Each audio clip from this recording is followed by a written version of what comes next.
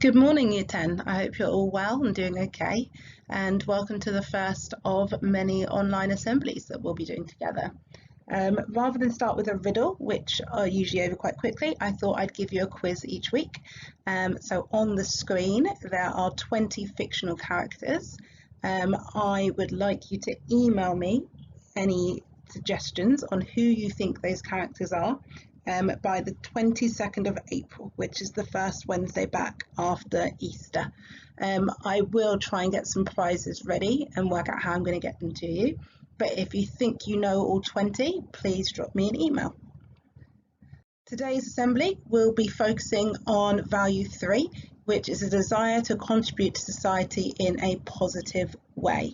To begin with, I'm going to show you this video. Also, just so you know, my sister, her boyfriend's brother, works for the Ministry of Defence, and one of the things that they're doing to prepare, and this won't affect London, this will be everywhere, they're basically worried that people are going to get stuck indoors without any food.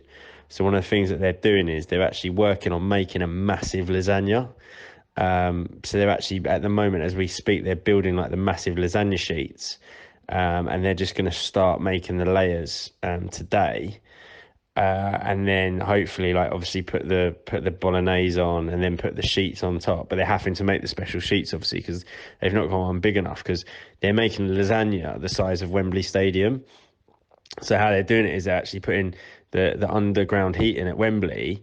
That's going to like bake the lasagna, and then they're going to put the roof across, so it's like recreate an oven. And then what they're going to do is they're going to like carry that. They've got loads of drones, and they're going to like lift it up with the drones, and they're going to like cut off little portions and like drop them into people's houses, just so to make sure everyone's eating still and no one dies, which is obviously quite sensible. But yeah, I think I'm looking forward to that because I do quite like lasagna as well, so fair play to them. Now, that video started as a voice note and was made by Billy McLean, a 29-year-old man who lives in London. Now, he originally voice noted it to a group of about 30 friends in a WhatsApp group at about 1 p.m. on Thursday, the 19th of March. They all then forwarded it onto their own friends and relatives. And hours later, he was being sent it back to him by other people who he hadn't originally shared it with, who had no idea it was him. It had also gone around the world within the few hours that it had been sent.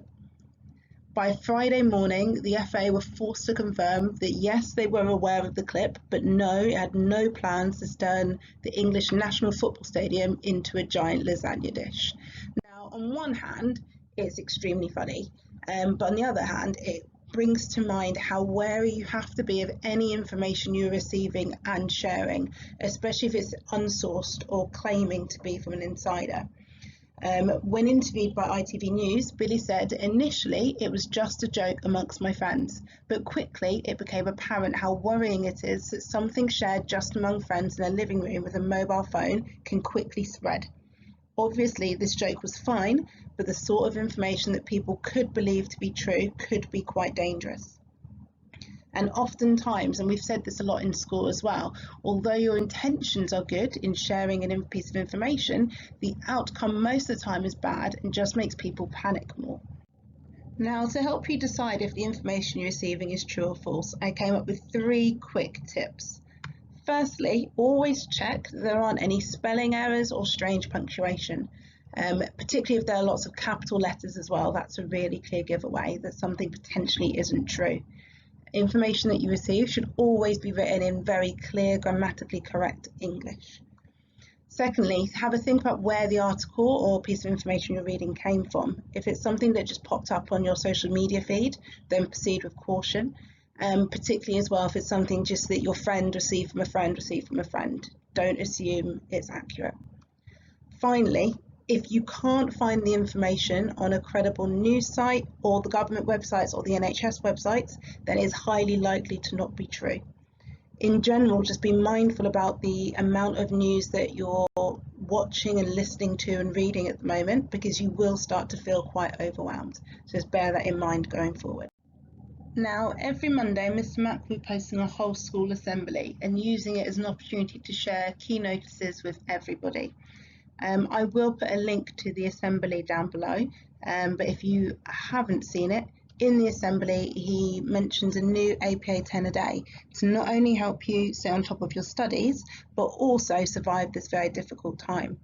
Alongside the points he mentions, I also just wanted to remind you that you should be logging in to show my homework and your school emails every single day. Some of you are starting to mention you're starting to feel a bit overwhelmed. Try and get into a good routine using your school timetable to help you. You don't have to print out work. Your teachers aren't expecting you all to have a printer at home. What I do suggest you do, if you're struggling to print anything or don't have any hard copies of work, that you write your answers on paper and then take a picture of your paper and email that to your teachers or upload it to show my homework. Make sure you are building time into your day for non-academic and non-screen things. Now, depending on what you enjoy, that's going to look different for each and every one of you. So I know loads of you are reading a lot more. I'm getting loads of emails about the physical things that you guys are doing, and in one of my emails last week, Liz recommended a fitness program that she's trying to stick to. Maybe you're someone who's interested in yoga, or maybe you're doing a bit more creative and you're doing some drawing or some painting. Just find some time to do something that you enjoy, preferably without a screen involved. I will be going into school tomorrow, so if you do need anything posted, please email me as soon as possible. I can't obviously get everything out to you guys. My main priority is making sure art folders get sent out, but if you have anything that you urgently need, please let me know. Equally, please remember that working from home doesn't mean you're working on your own. I'm hearing lots of you are doing group chats on loads of different social medias and softwares. Like, you can work as a team and work together. And if you're someone who benefits from working with other people, that's totally fine to do. Find something that works for you. Bringing it back to a bit of a somber moment, you guys technically are now being seen by your teachers as Year 11 students. And I know that's really scary, but it does mean we are going to be really on you and making sure that you're getting your work done. Each week, your teachers will be emailing me what work they've set and who hasn't completed it. And I will then be spending my week making loads of phone calls and emails to get you back on track. The more you work now, the easier it will be in September. And that's not me trying to scare you or worry you. And I really don't want you working excessively. But please, please, please, like I said in that point early on, make sure you're getting into a routine from now so that your life is a lot easier. Like I said in my point before, it's really important that you're finding time to do things that are non-academic and also preferably not in front of a screen. Before we did work experience, we spoke about the importance of reading and the many, many benefits that come from just sitting and reading a good book. So I thought it'd be really cool if we had some books recommended not by me or by your teachers, but by you guys. The first book is Stargazing for Beginners, and it's been recommended by Lubna. She says, Meg is a science expert on space with her big ambitions to become an astronaut. However, her mum leaves her and goes to Myanmar. This leaves Meg to look after her little sister alone while her mum is abroad. Meg is desperate to win the competition so she can get a chance to go to NASA headquarters, but to do this she needs to beat her close rival. This story is about Meg having a double life of caring for her little sister and following her dreams. This was a great book as it shows the importance of friendship with added science, and it shows that whatever challenges you have in life, it doesn't stop you from achieving your big dreams. Now, I think that sounds like an excellent book, but if you're also reading something that you think you should share, please just drop me an email with a couple of sentences about what book you're reading and why you think it should be recommended to the rest of the year group. A couple of shout outs. Firstly, well done to Carmela, Elishma and Raymond for their excellent science work. Dom and Rosie for some amazing and very detailed PE work. Sade for great commitment with her travel and tourism work. Lubna for her excellent book review and also completing a whole book already. Waleed, who is very proactively getting his maths work complete. Abdullah, who's also shown some great maths work. And everyone who emailed me after my email fell yesterday. It was really lovely to hear from you all. So there are a couple of other things you can do to get involved with the wider community.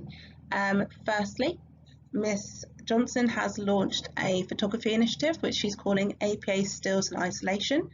All you need to do is use your camera or your mobile phone to capture your experience of isolation and email it to Miss Johnson alongside a sentence or two explaining the concept or reason behind your picture.